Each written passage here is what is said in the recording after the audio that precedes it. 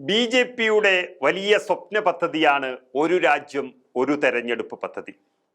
എന്നാൽ അതിപ്പോൾ JPC സമിതിക്ക് മുന്നിൽ വച്ചിരിക്കുന്നു. ഒറ്റയ്ക്ക് ബി.ജെ.പിക്ക് അത് പാസാക്കിയെടുക്കാൻ കഴിഞ്ഞിട്ടില്ല. അതിനെ പ്രിയങ്ക ഗാന്ധിയുടെ നേതൃത്വത്തിൽ തകർക്കുമെന്ന് ഏകദേശം ഉറപ്പായി കഴിഞ്ഞിരിക്കുന്നു.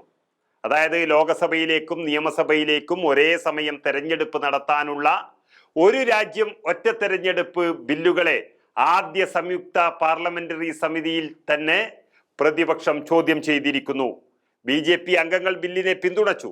പക്ഷെ പ്രതിപക്ഷ അംഗങ്ങൾ എതിരെ ആഞ്ഞടിക്കുകയാണ് ചെയ്തത്. തെരഞ്ഞെടുപ്പ് ചെലവ് ചുരുക്കാൻ ഒറ്റ തെരഞ്ഞെടുപ്പ് സഹായിക്കുമെന്ന വാദത്തെ കോൺഗ്രസ് അംഗം പ്രിയങ്ക ഗാന്ധി അതിശക്തമായി എതിർത്തിരിക്കുന്നു. ഇത് സാധൂകരിക്കാൻ സർക്കാർ നിരത്തിയ കണക്കുകൾ ഇലക്ട്രോണിക് വോട്ടിംഗ് യന്ത്രങ്ങൾ വരുന്നതിന് മുൻപുള്ളതാണെന്ന് പ്രിയങ്ക വ്യക്തമാക്കുകയാണ്.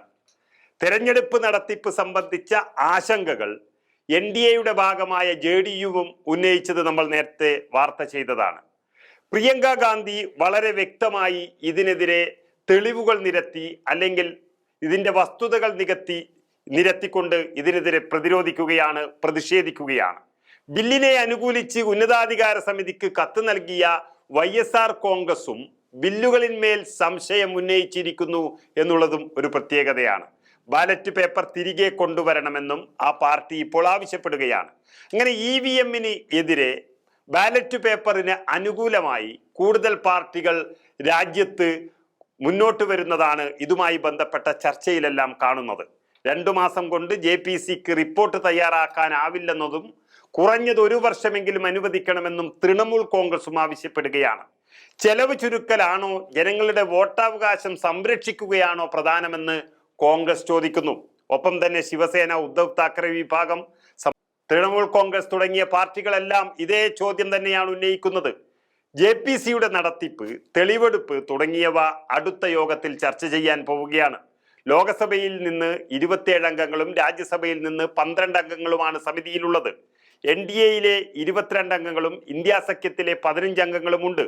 BJPയുടെ ലോകസഭാ അംഗം PP ചൗധരിയാണ് ഇതിന്റെ അധ്യക്ഷൻ.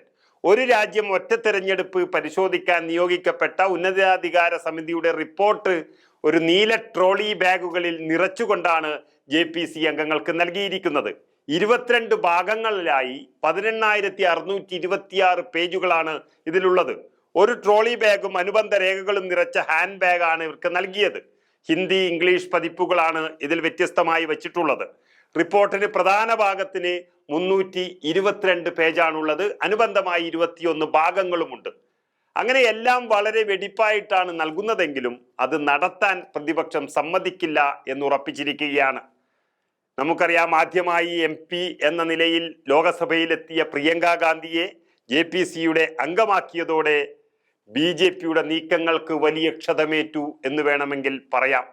BJPയുടെ ഒരു സ്വപ്ന പദ്ധതിയെ എതിർക്കുന്നതിന് വേണ്ടി പ്രതിപക്ഷത്തെ മുന്നിൽ നിന്ന് നയിക്കുന്നത് പ്രിയങ്ക ഗാന്ധി എന്ന് വേണമെങ്കിൽ പറയാം. പ്രിയങ്ക ഗാന്ധി ഇത്രയും വസ്തുതാപരമായി ഈ സ്വപ്ന പദ്ധതിയെ എതിർക്കുമ്പോൾ EVMന്റെ പോരായ്മയും അതുപോലെ ബാലറ്റ് പേപ്പറിലേക്കുള്ള തിരിച്ചുവരവും കൂടുതൽ ചർച്ചയാക്കുമ്പോൾ BJPക്ക് ഇതൊരു പാസാക്കിയെടുക്കാൻ കഴിയുന്ന ബില്ലല്ല എന്നുള്ളതിന്റെ വ്യക്തമായ സൂചനയാണ് നമുക്ക് ലഭിക്കുന്നത്.